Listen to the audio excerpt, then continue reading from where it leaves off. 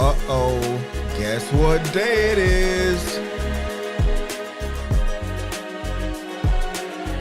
Make sure I got the perma crust off my hands this morning.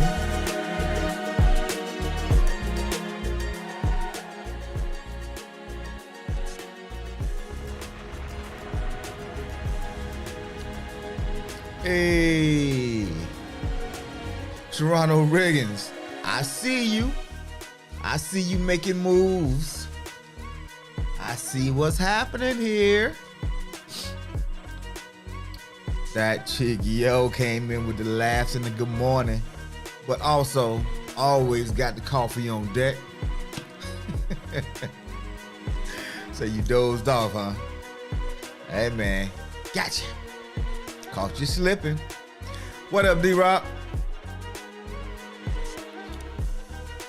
What's good, Mo?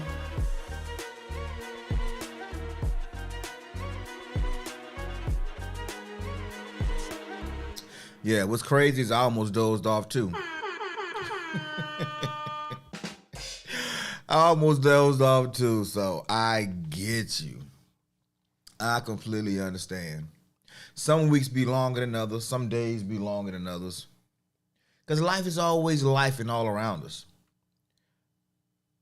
There's no certain day or time schedule where life is going to just take a break. We could be on vacation. We can be busy as I don't know what. Life is just rude and disrespectful sometimes. And it just comes in and it interferes with what we got going on. We ain't got to like it, but unfortunately, we got to deal with it because it's the price we pay. It's the price for the ticket. So with that being said, how's everybody doing this morning? Yeah, you did hold it the longest. I can't even front. You know what? I need to actually go back and look. What show is this? We done put some shows out here. I'm not sure what show this is, but you probably have been in that top spot for 3/4 of the shows. I can't even front. I had to actually go back and look, but just yeah, I don't think we need to even count that because I know from the very beginning you were the first in the chat sometimes. So I'm gonna have to get you an award or something. I don't know what it's gonna be just yet, but I'm gonna have to do something special for you because you've been holding me down since the very, very first episode. I believe the first episode. So shout out to that chick, yo. Wait, let me make sure I got the right one. I'm gonna drop bombs for you. Give you a little air horn and a round of applause. And Toronto like, so why y'all talking about old stuff? Why y'all keep bringing up old stuff? Just look, I'm up in here too. I'm up in here too. Don't be talking about the past. What you did for me today. So shout out to Toronto Riggins. What's good, Health Talk? Hey, man. Woo. Look, I was laughing all day yesterday, just intermittently, just laughing. And there's nobody that can get on your nerves like a really close friend or a family member. Because I've been laughing that Randy hit me with that perma crust joke.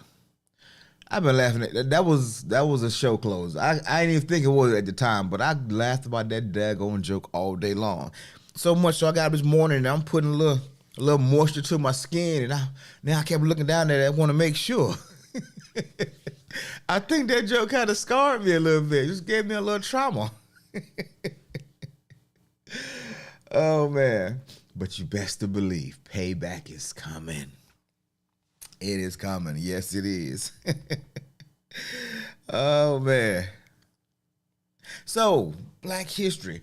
What is happening February the 7th in Black History? Well, I'm not 100% sure what's happening February 7th in Black History, but what I do know is what happened in Black History over the weekend. Toronto says, "Baby sis is good. I don't mind. I guess I mind sharing. We are going to win. That's right, guys. As I get closer to 30, I wake up starving every morning. Or am I tripping? No, sir. No, sir. D, what you about to go into, bro, is that middle-aged spread. That's what it's called, my guy. It's called the middle-aged spread. Now, fortunately, you already in the athletic space. So you're going to be, you might see a little bit of, to be honest with you, man, I was 170, 180, about 107, 180 pounds, pretty much from my junior year in high school until probably maybe the year before I got out the military. The year I turned 29, I saw 10 pounds come out of nowhere, and it put me up to like 190 something. And after that, yeah, I've put on roughly 30, 40 pounds since I got out the military. However, I've lost a lot of that weight back. But yeah, bro, if you don't stay on top of it, it'll not only will it sneak up on you, but it's gonna come and it's not ever trying to leave.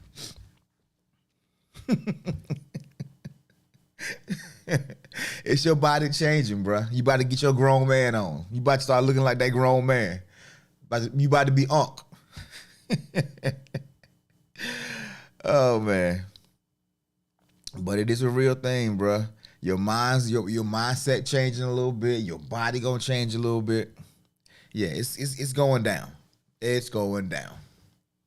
So I don't know how many of y'all have already seen this story, but I thought it was funny, so I figured I'd go ahead and just share a little bit of it. Let me see. Since it's Black History Month. The Travis Kelce haircut is apparently taking barbershops by storm. The New York Times began Black History Month by referring to the fade as the Travis Kelce. What? They changed it up, huh? New York Times, so that's how you start Black History. Giving Trav, and that's my nephew, you gonna give him credit for the fade. We've been seeing the fade for years, huh? Ocho, I've been getting the fade since 86. Who wrote that? Bro, I tried to figure out what black barbershop you go in and say, let me get a Travis Kelce. Let me get this that motherfucker Kelce. look at you like, what? A who? So it's official. Black History Month. The fade is now going over to Travis Kelce. So I was today years old when I realized that Travis Kelce is now with the fade. But anyway, we've been getting fade since the early 80s, bro. But anyway, Health Talk says, no, sir. I take a half a dose of my vitamin in the morning and take the other half before bed. Your body is asking for more nourishment as you age. So this is the guy you need to be talking to right here, D-Rob. He gonna get you straight. He gonna get you straight. Hide them Monties. I'm outside. Hey, they gonna be like, ooh, look at this young tenderoni coming in here, looking like a whole grown man now.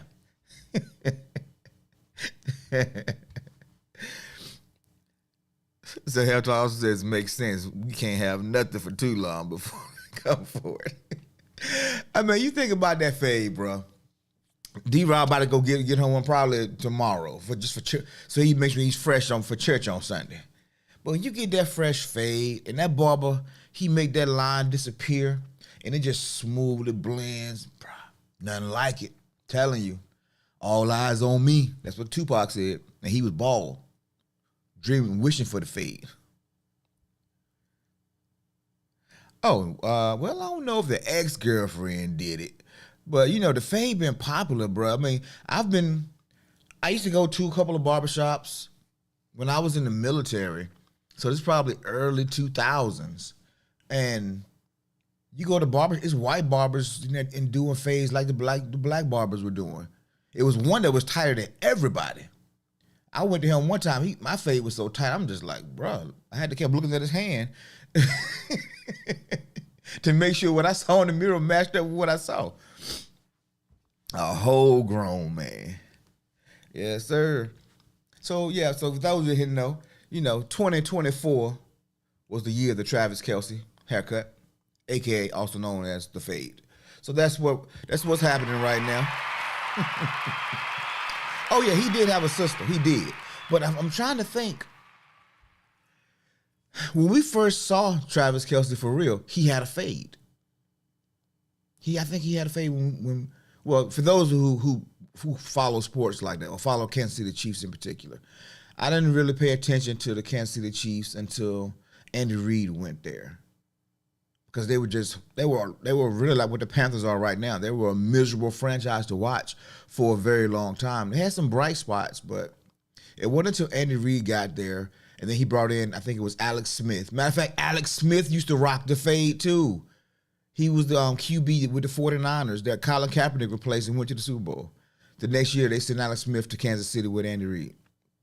Just a little sports history in there. Little drop fade or ball fade. Yeah, I like the little temple fades myself. Oh, for sure, he did have a sister. Yeah, and she's still heated right now that he with Taylor Swift. But anyway, that's in other news.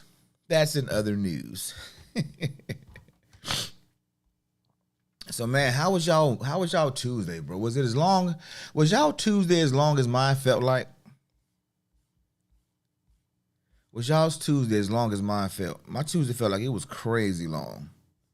And it's every time I was in 3 cities yesterday doing 3 different things. And by the time I got in, I was done. D-Rob said I didn't follow the Chiefs until Pat got there. Yeah, see, I was always an Andy Reid fan too.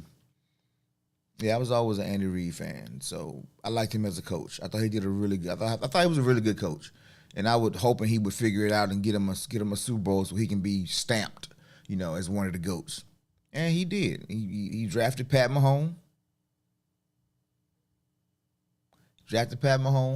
And the rest is history. But yeah, so welcome to Morning Motivation, a place where we build community, expand our thoughts, and get our day started on the right foot. I am your host, Jamar, and I'm excited that you stopped through. If you're here and you haven't hit that like button, go ahead and do that before we get started today. Hit the like. That is the only really ask I have. So if you're here, go ahead and hit that like button. We want to keep our engagement high. Helps me as a creator. It helps YouTube's figure out what audience engagement looks like. Because we already know, with a channel like this is not going to be like a entertainment vlog, or it's not going to have that kind of attraction because it's not messy. And this channel requires a little bit of work, a lot of thought, and it's not going to be as popular in a lot of spaces.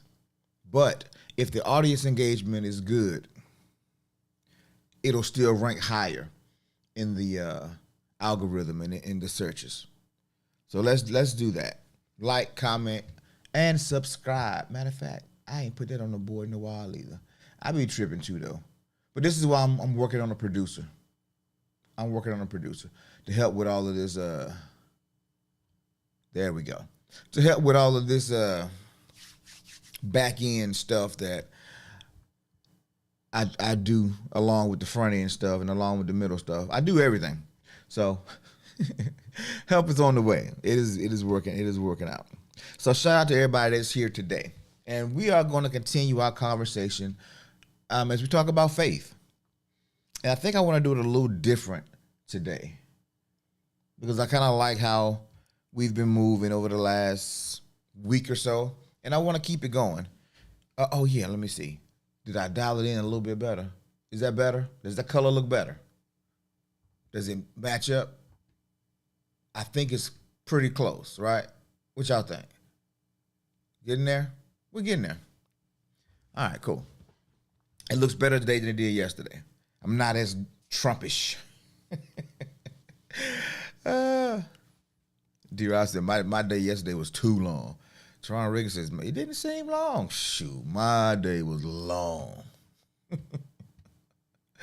It was super long. But anyway, I titled this stream Mustard Seed Faith. Mustard Seed Faith. And coming from a church background, we've all heard the scriptures. Matter of fact, I think I asked this question before, but I refresh my memory. What denomination or church did y'all grow up in? Was it AME Zion? Was Baptist? What? I forget. I want to say it was something like AME Zion, or somebody was AME Zion. So my dad was an AME Zion member, and my mother was a Baptist member. And I mean, you believe in the same Jesus, you read the same Bibles, you know, it's pretty much the same. It's just how you interpret some of the scriptures and how you conduct services. Baptist church, holiness. Okay, holiness. Baptist churches are, Kay said, what up, Kay? Kay said Baptist also. So a Baptist church is kind of a mix, that's your holiness also, of, yeah, I went to a holiness church one time. And no shade to holiness churches, but I went to holiness church one time. And I went following this girl.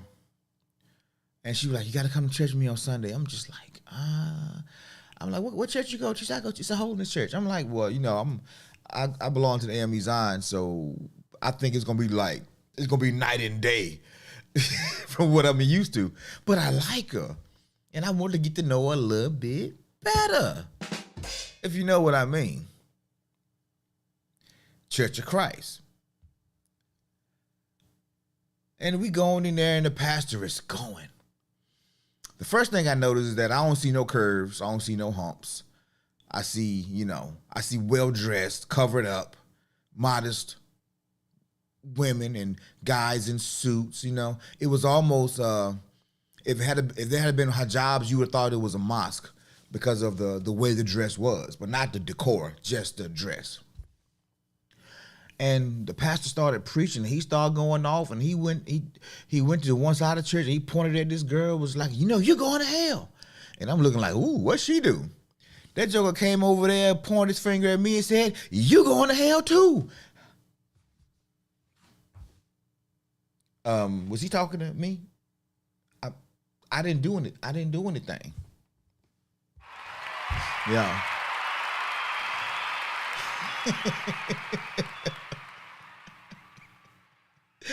I ain't never been that aggressively preached to in my life. And let's just say that was my first and last experience at a holiness church. I know. I know all those aren't the same. It was funny because coming from a Baptist church, and a Baptist church is kind of a mix between because I was also a member of a Church of God in Christ for quite some time too. And then a non-denominational, and I mean, I've been a part of a lot of different, you know, Christian churches. But my mom was Baptist, my dad was AME Zion. And so AME Zion church is basically a Catholic church with a little less formality and longer services.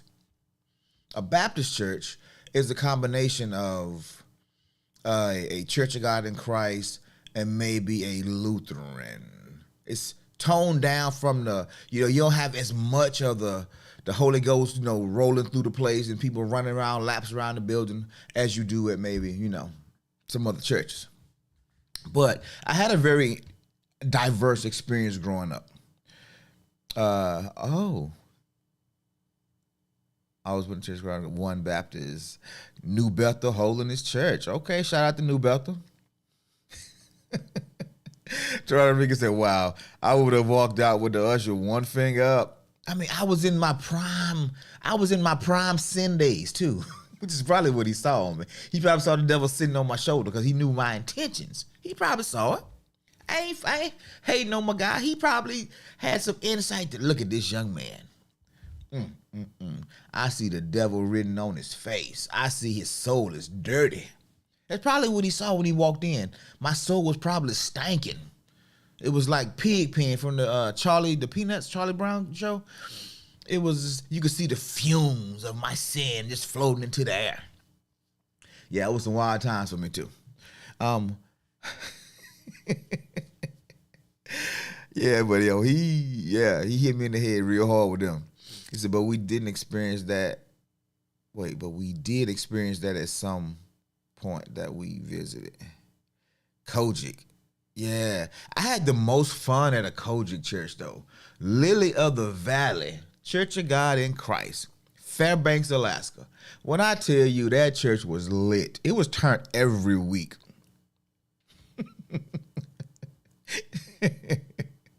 Who they talking to? Because I know he ain't talking to me, right? Yeah, I feel you. I did. I looked at the old girl, and she was just like, I'm just like, you set me up. You, I'm trying to hit, and you getting me hit. What's really happening over here? But yeah, but that was one theme that rang true, no matter where I went. One thing that ran true no matter where I went. Monique says, I had to call some out and advise that's not how God works. Know your word. I second that emotion. And that theme was faith. There's books, some really good books written on faith and how faith works. But it's that one parable when Jesus was talking to the disciples. He said, if you had the faith of a mustard seed, then you can speak to that mountain and tell it to move, and it will move. Now, as a child, as a child in the faith, as someone who don't understand, allegories and stories, you would think it's impossible for me to speak to that mountain and make that mountain move. Couldn't happen. Or could it? Because it's nothing to move a mountain today. You go in there with a construction crew and a couple sticks of dynamite and that mountain moves. Now, if you're thinking that you're going to speak to it and it's going to levitate and move, maybe that's a little bit tougher sell. But to make something move, it's not super hard. And I learned this. This is one of the first lessons that I applied as a child. I'm thinking, well, God, you say I'm your child, and you say that if I got the faith of a mustard seed. And has anybody seen a mustard seed? Mustard seeds are so small that it's hard to hold them in with two fingers and still see it. That's how small it is. It's hard to hold it with two fingers and still see it. But you have that much faith, minuscule faith, just a slither of faith. You know, some people go get this jewelry and they just have a dusting of gold, little chips of diamond, not diamond dust. But if you have that much faith, you can do remarkable things. And I put that theory to the test really early in my life. Monique says, now those old church mothers can smell sin on you. It wasn't the mothers that was smelling the sin. I think they was admiring the sin on me. I ain't trying to throw shade on nobody. But that particular day, it was the dudes that was tripping on me. The ladies was, hey baby, how are you? Come see us again. They was giving me hugs, and it wasn't the church hugs either. I don't know what I had going on that day, But all I know is when that man told me I was going to hell, I felt like I was going to hell that day. I felt like something wasn't right with me that day. And I had to get up out of there. Maybe I was possessed. Y'all believe in possession? Okay, that's another thing. We're gonna go on to something else with that one. Some were nice, some wasn't. The real saved ones hugged and prayed with you. Yes. I used to love those church mother hugs. The mean ones give you the death stare while shaking their heads. I think they do that to the ladies. I really think that happens with only the ladies. I think women give guys a little bit more grace and a little bit more sympathy. And not even just in church, just in life in general. Woo! And you said the name too. I can't even tell the story because you done already said the name. Damn. I can't even tell the story that because you done outed the president. If I tell the story, somebody gonna know who I'm talking about because the lady's name was Shirley. So, on to the next. On to the next, but my guy, I feel you. I do. And oh man, that we be all over the place, man. Woo, but anyway, I tested this faith walk. I started my faith walk probably. I mean, I recently talked about, my first fight and then how I took that confidence to go fight my cousin who was stealing from my grandmother.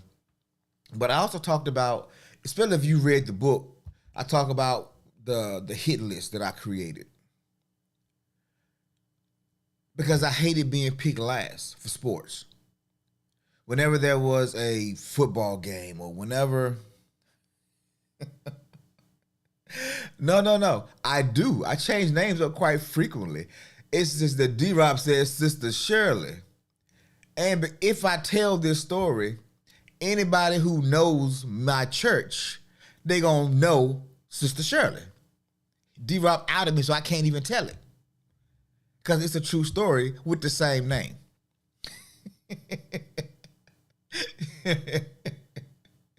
So I can't even fake it and say it was somebody else because D-Rob put the name out there. Now, had he said Sister Becky, I'd have told the story. Or Sister Bertha, I'd have told the story. But because he said Sister Shirley, I can't tell the story now. Out of respect, I can't even tell the story. But anyway, I can tell this story. So, I hated being picked last. Whenever there was a pickup football game or a pickup basketball game, oh, you know what? We doing quasi story time today. So let's get a little story time music happening. Nah, man, I ain't gonna throw you out there, but you cut me off at the knees on that one.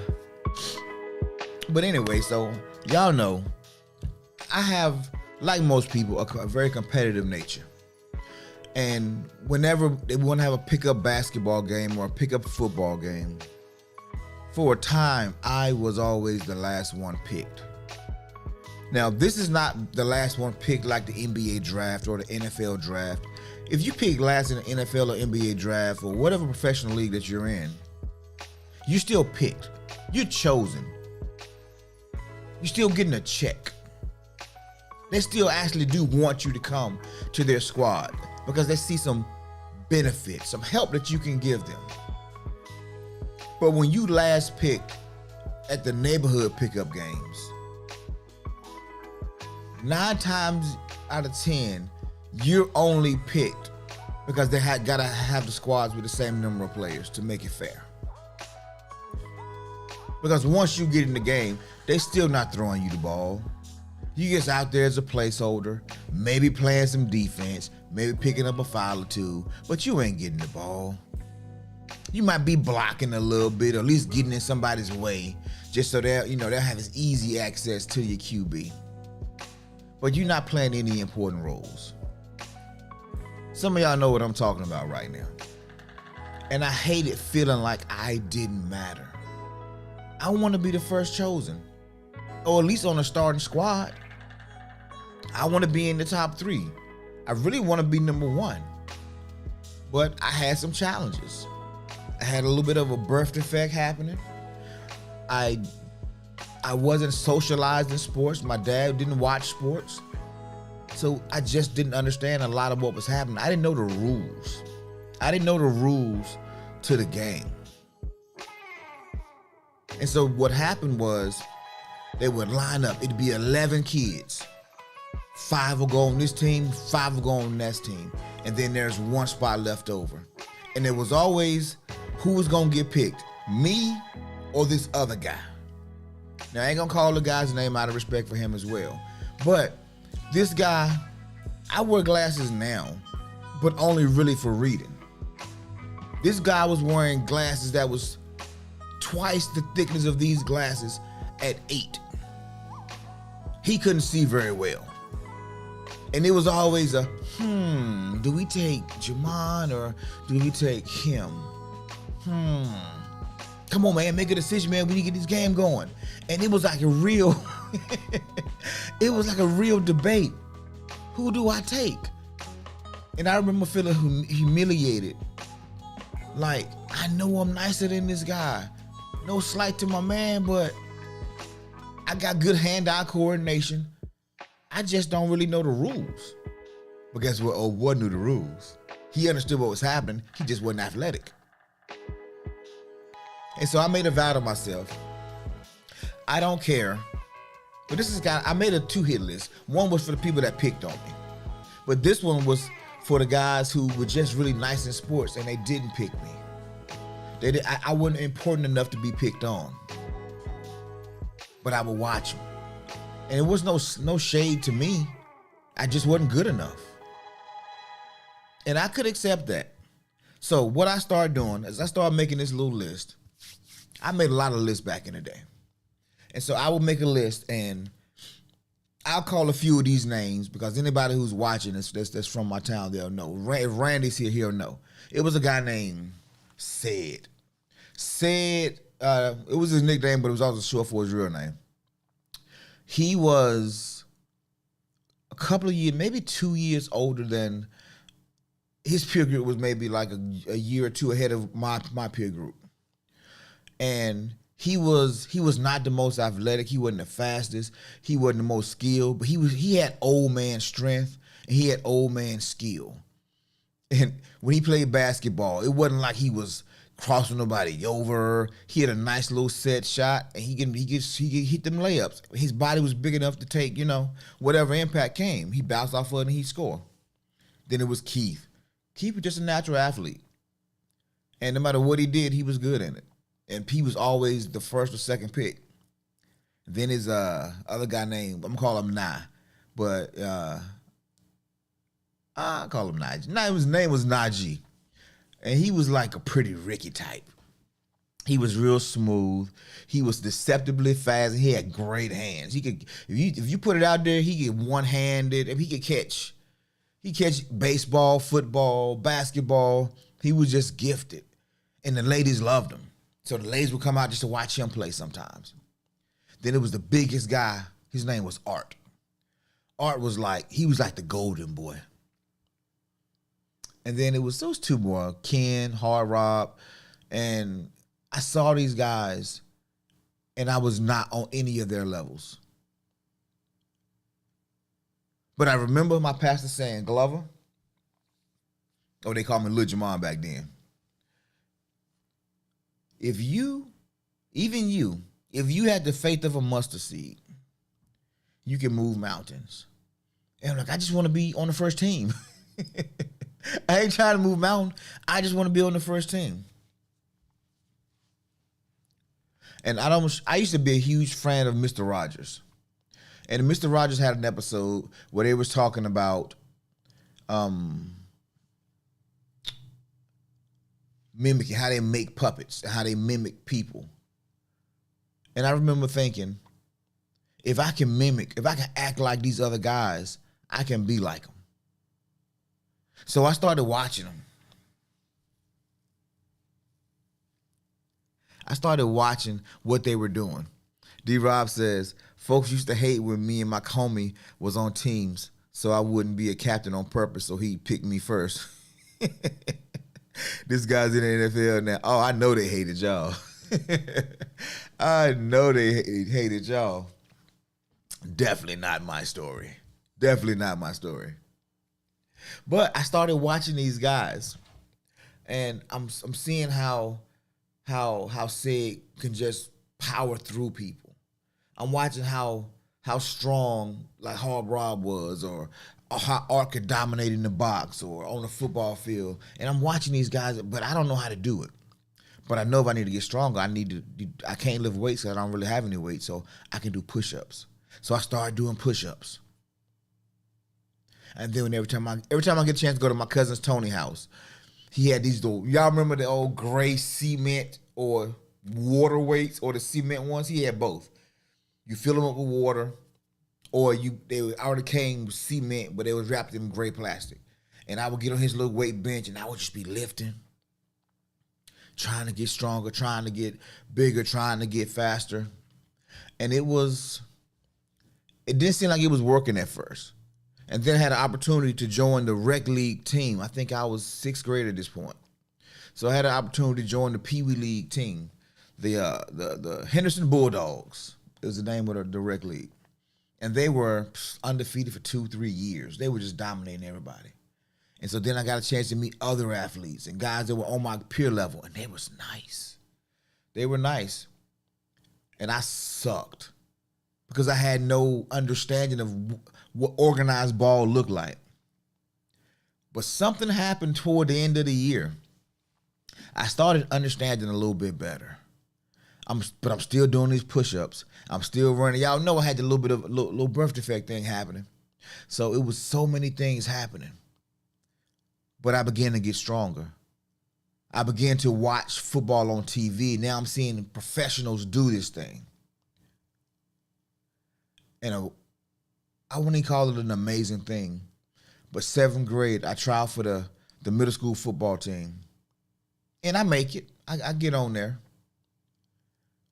And I'm playing against all these guys because we were junior high then. We had a junior high school. So we were 7th, 8th, and 9th grade. And so these guys were all 8th graders and 9th graders. And we were coming in as 7th graders. And I was a little bit better that year than the year before. But something happened in the middle of the year. Star running back comes through the hole. Name was called the Moon. He came through the hole. I basically scooped him up, slammed him. Bow. Team went crazy.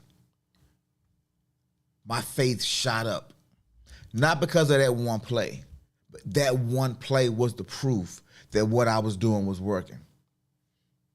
And so what was that? Let me give myself a little bit of a Catches bullets with his teeth. Please. I was feeling myself not because of the play that was made. I was feeling myself because I was putting in the work, and the work was paying off. And that created faith in me. That's when I first started truly believing that if I can overcome a birth defect, if I can overcome a lack of knowledge, if I can overcome people's opinions of me and start to change the narrative, what can I overcome? What can't I do? And that has followed me pretty much my whole life. So I'm talking about action and motivation, or should I say motivation, then action. Motivation, then action. Which is why we come back to the question was, what do you want? What do you want? And we, as adults, sometimes we get scarred in life and we sit on the sideline because something didn't work out, something didn't come through like it was supposed to come through. And we're depressed, we're heartbroken, we're saddened. And we take a break. We talked about it a little bit yesterday. We take that break. We take that pause. But if we're not careful, too much time goes by. Now it's even harder to start because now we've lost all the momentum. Not just motivation, but we lost our momentum. And momentum is a fickle thing. If you're running, keep running. I don't care if you got to walk fast, but if you're moving, keep moving.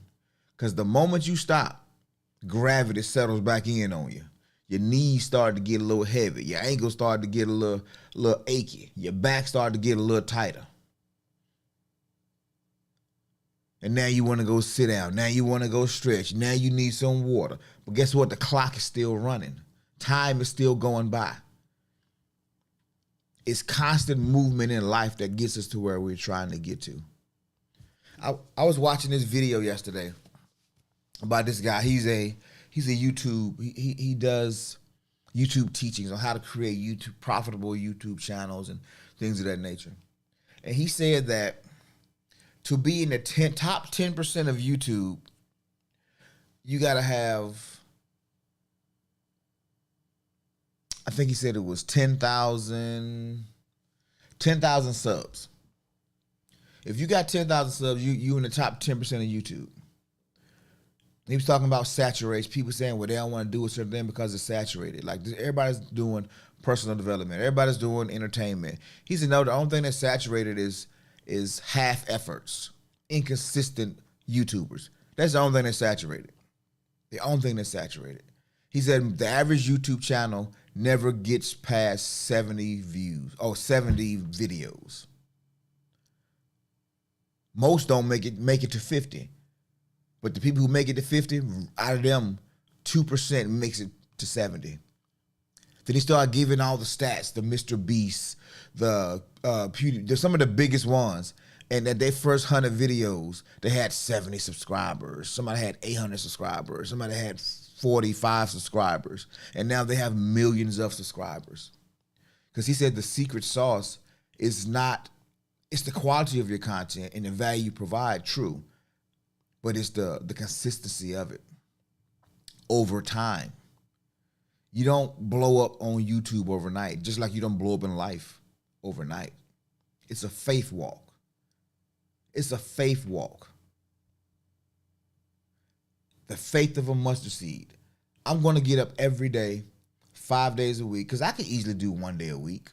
Easily do 1 day a week. But the algorithm says the people that cross 100 videos learn something about YouTube. People that do 100 videos, they tend to produce better quality videos. I mean, just look, my set has improved because my studio changed. Same stuff, but now I've added a second camera. Now I have a little bit different splash of background. I have more space to do more with. And then we were looking at houses. If I wasn't doing this show, I wouldn't have needed an office that was as big as this one. Because I was following a plan, I said I need more space because I know I'm going to grow and I'm going to need more space. I'm not going to need a corner office anymore. I need space to work and grow and do things. I got enough space where I can put a couch back there. It don't look like it because of the depth of field, but I can put a couch back there and I can do interviews here.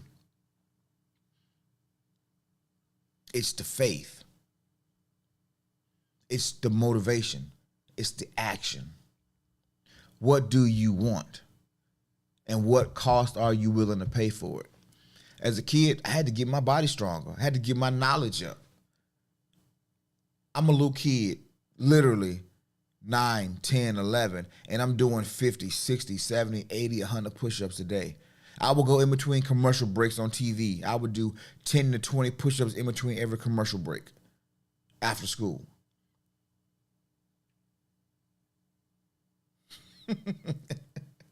You know what? I thought about that one time, D-Rod, bro. And I was like, that would be so boring. But you know what?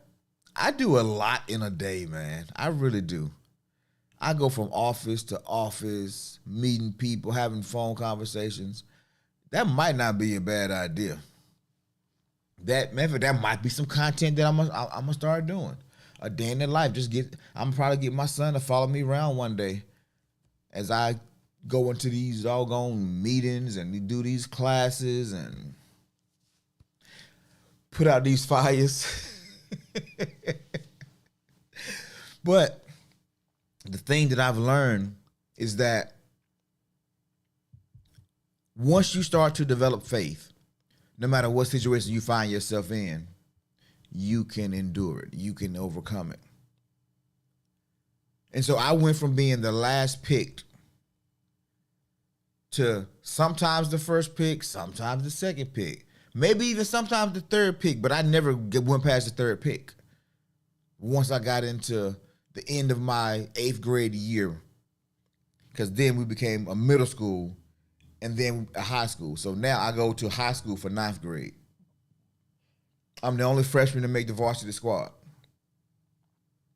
I am starting by my sophomore year. I'm captain of the team my junior year.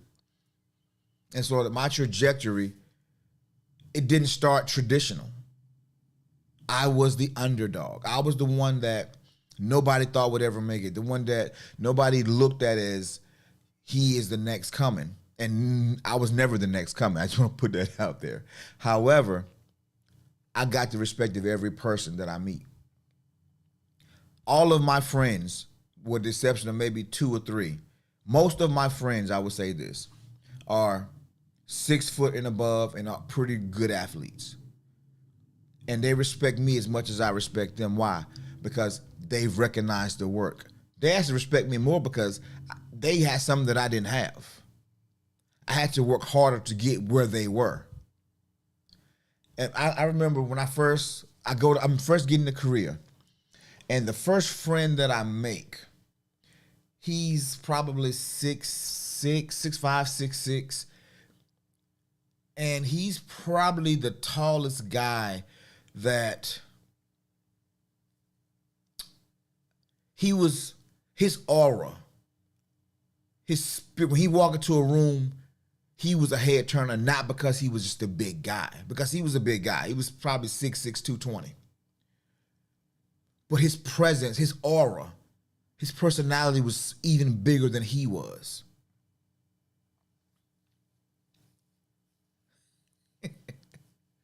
Wait. Did I miss something? Said we need a vlog, bro. Day in the life of JG. Yep. Okay. You cook too, can do a video. Yeah. Fishing. Yeah. Dang. I do a lot. You know what? I might have to get that on. What up, Randy? Nah, bro. I'm talking about my guy Smitty. This is when I was in Korea. And Smitty, he was the guy. His personality was bigger than life. He was a big guy. And I didn't realize how big he was until I was taking this picture in the hallway. So I'm kind of like, throwing up, some love signs, some love fingers, some pointer fingers. And then he jumps into the picture real quick behind me like this. And I'm just like, oh man, stop photobombing me. And back then you had to get the pictures developed. When I got them pictures developed, I didn't realize that this guy was like Shaq. He was literally like Shaq. I literally came up to his nipples. I had never, but he didn't, we gelled really well. We became fast friends, and I knew he was a big guy, but I didn't physically see it with my own eyes from an outside perspective. And y'all know the first thought that popped in my mind? Who can tell me the first thought that popped in my mind when I realized the disparity? Exactly. Shaq, Kevin Hart, yes. Who could tell me in my mind what the disparity, what mindset I had the moment I saw that picture? What was my dominating thought? What was the dominating thought? And why y'all thinking about that Randy, man? We done talked about Sid, Keith, Skibo, Moon, Hard Rob. Bro, I'm just talking about the people that I had on my hit list. Because I got tired of being last picked. I got tired of being the kid who, was the afterthought. So what? I had a little bit of a birth defect. So what? I didn't play sports. So what? My dad didn't watch sports. And so I created that hit list. And I said, I want to be just as good, if not better than everybody on my list. And that was my motivation, because I hated being picked last. I wanted to be in the top 3 every no matter what team I was on. And so I took that motivation and I applied action. I was doing push-ups. I was doing sit-ups. I was jogging. I was walking everywhere. When I first got my little bike, I rode that bike everywhere. Toronto Rican says, I can't move that mountain. See, you don't know how my mind work. Hey, Randy, you better tell her. You better tell her. I've got the style and profile like never before. My thought was, if I had to fight this dude, how could I win? If I had to fight this dude, if I had to move this mountain, how would I do it? So y'all know your boy came up with a strategy. I came up with a plan. Just in case. Because I just met this guy. How old am I? 19? I'm 19, he's 19. He was like, matter of fact, if you guys remember Jadeveon Clowney when he played at South Carolina, he knocked the helmet off a guy. He showed me some video clips of him because he was a defensive end. I could take his legs out and he's still been taller than me.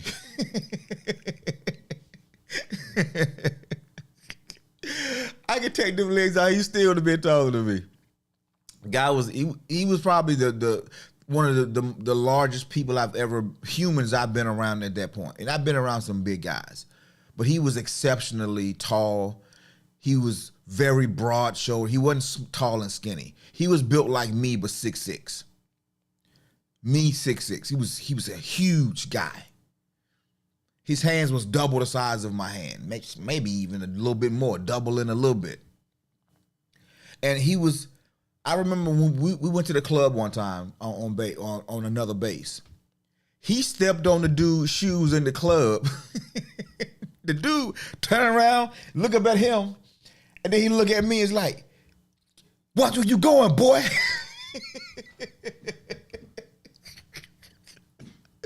The dude looked at Smitty and was just like, oh, hell no. You better watch where you going, boy. I'm like, man, it was wild. It was wild. He had such an intimidating presence that, and then he would hit on, he would like, hey, bruh, you better come get that with me. He said, you don't want that one right there. And he was saying it to be funny because he didn't know me. And I asked him I said, but why you be telling people that? He said, Ninja. He said, I know a guy that I went to school with that was just like you as far as the mentality. He was the one that would do the most damage. He said, I know I'm going to do damage, so I'm going to go a little easy. He said, because he got a point to prove, he going to do the most damage. He said, I think you the same way. And I was like, well, you might be right on that one. You might be right on that one. You might be right on that one. Randy said, yep, heard you. But I never would have known it back then. You were silent and projected confidence. I thought you were as good. I thought you were as good, if not better, than those guys in school. And so me and Randy, we didn't meet until middle school because Randy grew up in the country. We call it Dabney. And so I moved to Dabney my 7th grade year. So from kindergarten until like 6th grade, I'm living across the street from the projects. We called it West End. So I'm living on West End. And so I'm around all of these hood kids, these great athletes, and I suck. I am not fast.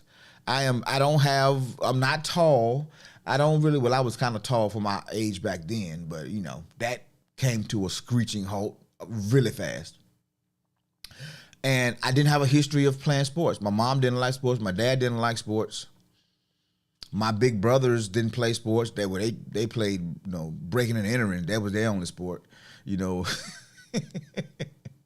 So I didn't have any reference for it.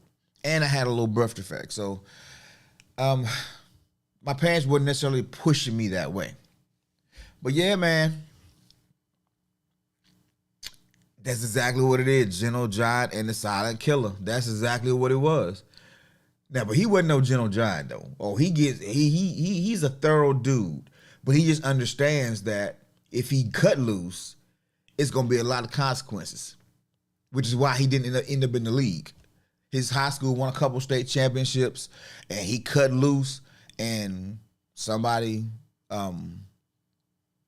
took matters to extremes, and they messed both his knees up. Yeah, I would leave it at that. They used some weapons that's something that should have been used for a weapon was used, and he messed both of his knees up, and one got both surgeries. One recovered, the other one never fully recovered. So that pretty much shot his college career and his pro career.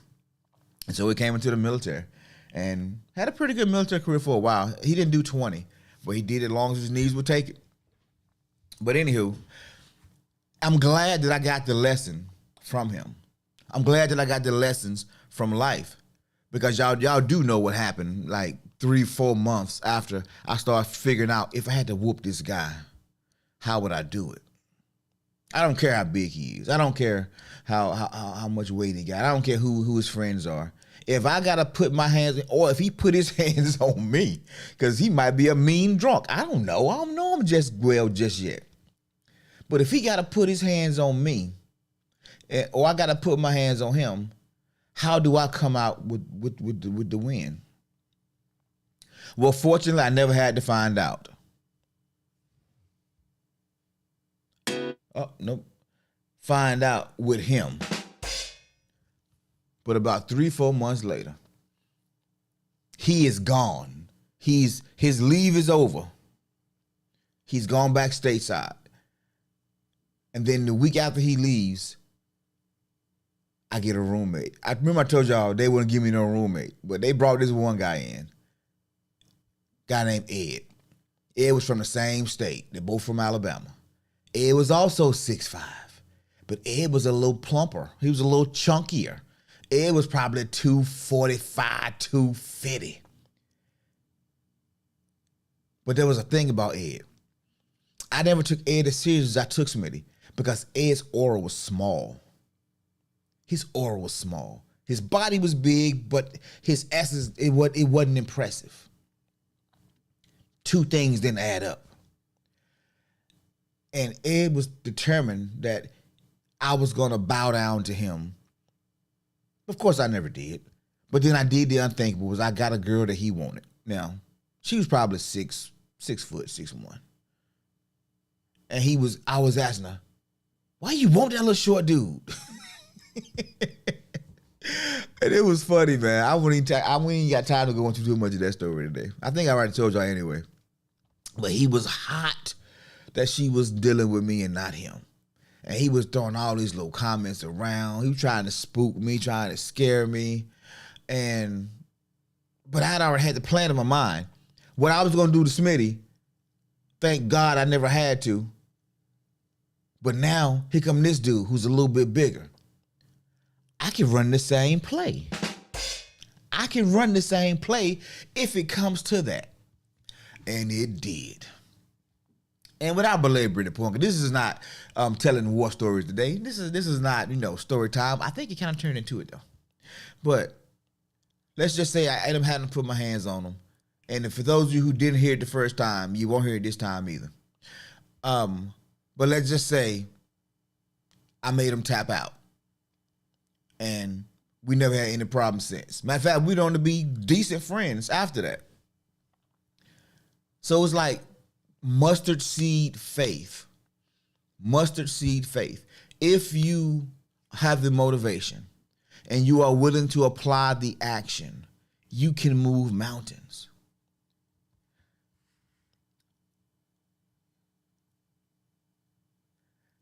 Yes, West End is the hood for most areas, yeah. Because, West End, historically, it's where the well-to-do people lived.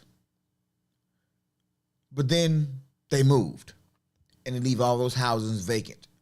And so as then blacks would move in, then they would redline those areas, and so nobody else would move in, but only the blacks would go in and rent.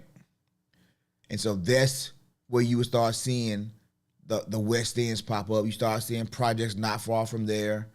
And so that became designated as the areas. Randy says, the term for that confidence today is be. Okay, be the energy. Is the energy you give off that ladies are intrigued and fellas are a bit intimidated? Okay, I never thought about it that way. M-Talk says, y'all have a wonderful day no matter what. Hey, bro, you be blessed, man. Yeah. And so that's really what we're talking about today, man. Faith of a mustard seed. The faith of a mustard seed. We learn about it in church if we went to church. If we didn't go to church, then we learned it just watching people overcome. Talk about Mamba mentality, what Kobe had to do. Kobe was never as quick as Allen Iverson. He wasn't big like Shaq. He wasn't as dominant as a LeBron physically. But Kobe is going down in history as one of the greatest to ever do it because he applied motivation and action. He built his own faith. Started from a little seed. I remember one time he told a story where he was in his league and he didn't score 1 point all season. Not 1 point. His dad said, son, I love you whether you scored 0 or 60. Kobe said, that changed everything. But guess what? Bump that 0, I want the 60. And he went and worked for it. So whatever it is that you've been going through, whatever you've been putting off, whatever you've been letting sit by the wayside, let my story of faith, overcoming, motivate you to go out and be the best you can be. Build new momentum. Decide what you want. Create some steps to make it happen. And go put the work in. Go put the work in. Kobe isn't special because he's just him. Kobe created him. I'm not special because of my heritage or my birth. I'm special because I created me. You're not special because you just arrived and everybody worshiped the ground you walked on. No, you had to create the version that you are. You're special because of the work you put into you, the energy you put into building you. You are amazing. You are special. I wish you could see you the way I see you. I wish people would let go of the fears, the insecurities, and go to the action. Just do the work. Just find a role model. Just find a piece of information that'll change your mindset from where it is to just a tad bit higher. And then develop your faith. And the scripture says faith comes by hearing. And hearing by the word of God. But faith comes by hearing. Faith comes by seeing. But also faith comes by doing. So today, it's hump day. It's Wednesday. We're at the top of the hill. And we're going into an amazing weekend, I hope. So, with that being part of my close, I also want to admonish you. If you haven't set a goal for this month, set a new goal. If you are not doing a new task, figure out something new to do to expand your mind, to increase your health, to increase your productivity at work or in your business. Faith of a mustard seed. That's really all you need, because faith is like a muscle. The more you work it, the more you build upon it, the stronger it becomes. And the stronger it becomes, the more you do, the more momentum you have. And that's when success truly happens for you. That's when the best of you comes out, and not just you see it, but the rest of the world sees it as well. So you guys be blessed. Have a great day no matter what. Peace.